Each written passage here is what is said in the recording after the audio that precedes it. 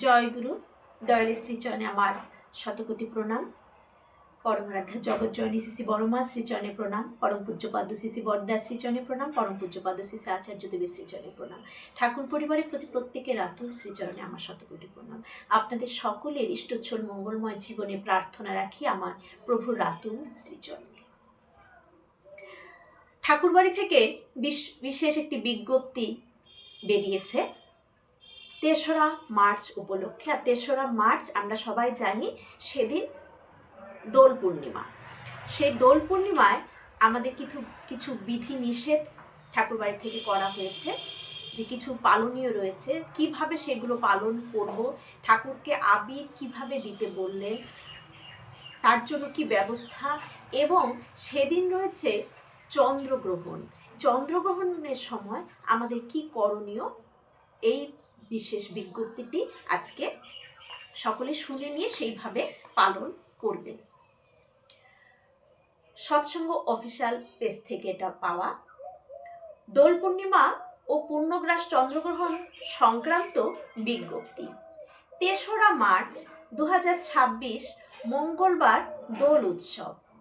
বিভিন্ন সৎসঙ্গ কেন্দ্র, মন্দির, বিহারাদিতে এই উপলক্ষে যদি কোনো অনুষ্ঠান করতে হয় তাহলে পৃথক অস্থায়ী দোলমঞ্চ অন্যত্র তৈরি করে সেখানেই যেন সকলের আবির অঞ্জলি দেওয়ার ব্যবস্থা করা হয়।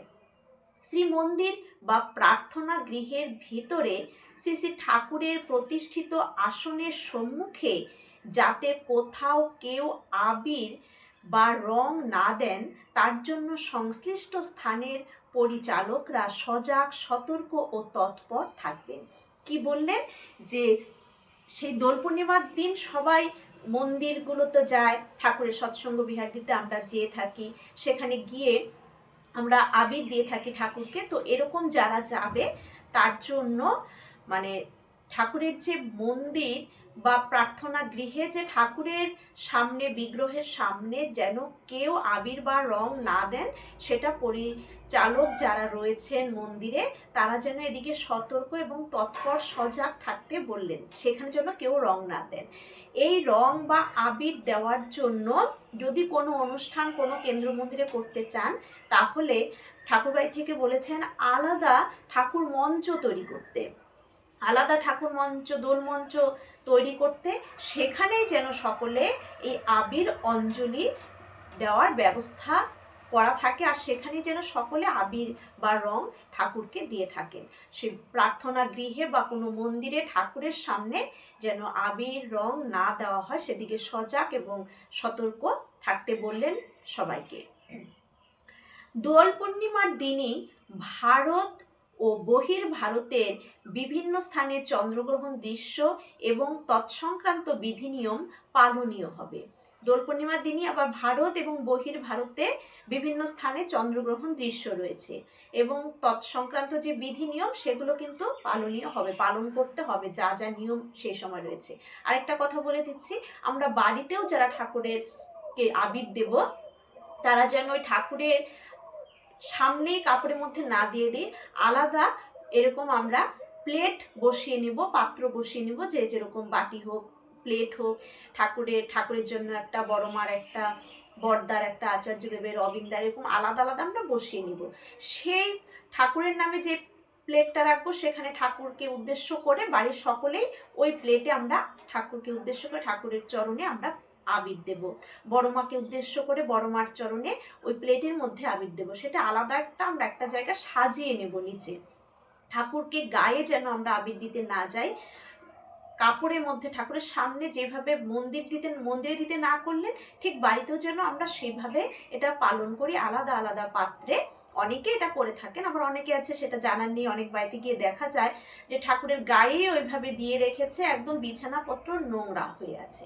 সেটা যেন না করে, কারণ ঠাকুরের তো সারাদিন ওখানে থাকবেন, ঠাকুর একটু সময়কে আমরা কোনো রঙের আবিরের মধ্যে বসে থাকবো না, তাহলে ঠাকুরকেও তো ওভাবে রাখা যাবে না, পরিষ্কার পরিচ্ছন্নভাবে এভাবে দেবেন। আর সেই পূর্ণগ্রাস যে চন্দ্রগ্রহণের যে দৃশ্য, এটা ভারতবর্ষের দৃশ্য রয়েছে, তাই যা যা পালনীয় সে সময় আমরা করে থাকি সেগুলো কিন্তু পালন করতে হবে। গ্রহণ, স্পর্শ অপরাহ্ন 3:20 বিকেল 3:20 থেকে গ্রহণ স্পর্শ হবে এবং মোক্ষ অপরাহ্ন 6:48 মানে 6:45। সৎসঙ্গ কেন্দ্র, মন্দির, বিহার ইত্যাদিতে যেখানে বিকালে ভোগ নিবেদন করা হয় সেসব স্থানে এই সময়ের মধ্যে কোথাও ভোগ নিবেদন করা যাবে না। বিকালের ভোগ নিবেদন অপরাহ্ন 3টার মধ্যে সমাপন করা বাঞ্ছনীয়। যেখানে যেখানে মন্দিরে বিকালে ঠাকুরের ভোগ দেওয়া হয় এই সময় কিন্তু ঠাকুরের ভোগ দেওয়া যাবে না। বিকেল 3টের মধ্যে এই ভোগটা সমাপন করে দিতে বলেছেন। আবার দেরি হলে ঠাকুরকে সে 7টায় ভোগ দিতে হবে, ঠাকুর তো খিদে পেয়ে যাবে। তাই এই বিকালের ভোগটা আমরা যেন 3টের মধ্যে সেদিন দিয়ে দিই। যেমন আমরাও গ্রহণের সময় কিছু খেয়ে থাকি না, তাহলে আমরা ওই লাগার আগে আমরা খাওয়া দাওয়া সব কমপ্লিট করব। ঠাকুরকেও তো ঠিক তেমনই, ঠাকুর তো অনেক সকালেই সেই 10টা একবার ভোগ দেওয়া হয়ে যায়, ঠাকুরের খিদে পেয়ে যাবে। তাই 3টের মধ্যে যেন আমরা বিকেলের ভোগটা দিয়ে দিই।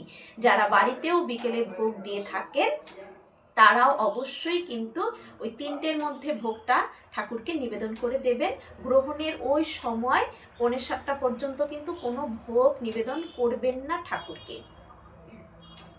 সৎসঙ্গ কেন্দ্র, মন্দির, বিহার ইত্যাদিতে এই যে ভোগের কথাটাই হলো, নিবেদন করা যাবে না। বিকালের ভোগ নিবেদন অপরাহ্ন 3টার মধ্যে সমাপন করা বাঞ্ছনীয়।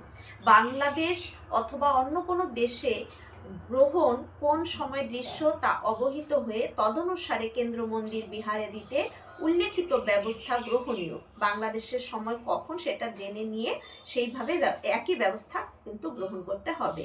গ্রহণ কোনো স্থানে দৃশ্য না হলে সেখানে পালনীয় কিছু নেই। যদি কোথাও গ্রহণের দৃশ্য না থাকে তাহলে সেখানে এটা পালন করার কোনো দরকার নেই। তাহলে দোলে আমরা কিভাবে ঠাকুরকে আবির দেব? কোনো কেন্দ্র মন্দিরে তাদের যারা পরিচালনা করে মন্দিরগুলো তাদের সজাগ সতর্ক থাকতে হবে। তাদের আলাদা দোল মঞ্চ তৈরি করে সেখানে আবির দেবে। আমরাও বাড়িতে আলাদা পাত্রের মধ্যে ঠাকুরকে আবির দেব। তারপর গ্রহণ লেগে যাবে, তাই 3টের মধ্যে ভোগ নিবেদন করে দিতে হবে আমাদের প্রত্যেকে, যেমন মন্দিরে তেমন বাড়িতেও 3টের মধ্যে আমাদের ভোগ ঠাকুরকে দিয়ে দিতে হবে। গ্রহণের সময় কেউ যেন আমরা ঠাকুরকে ভোগ না দিয়ে থাকি। সবাই এদিকে খেয়াল রাখবেন। 3রা মার্চ মঙ্গলবার, আগামী মঙ্গলবার। সবার মঙ্গল প্রার্থনা করি। সবাই খুব ভালো থাকুন, ভালোভাবে কাটান দোল পূর্ণিমা।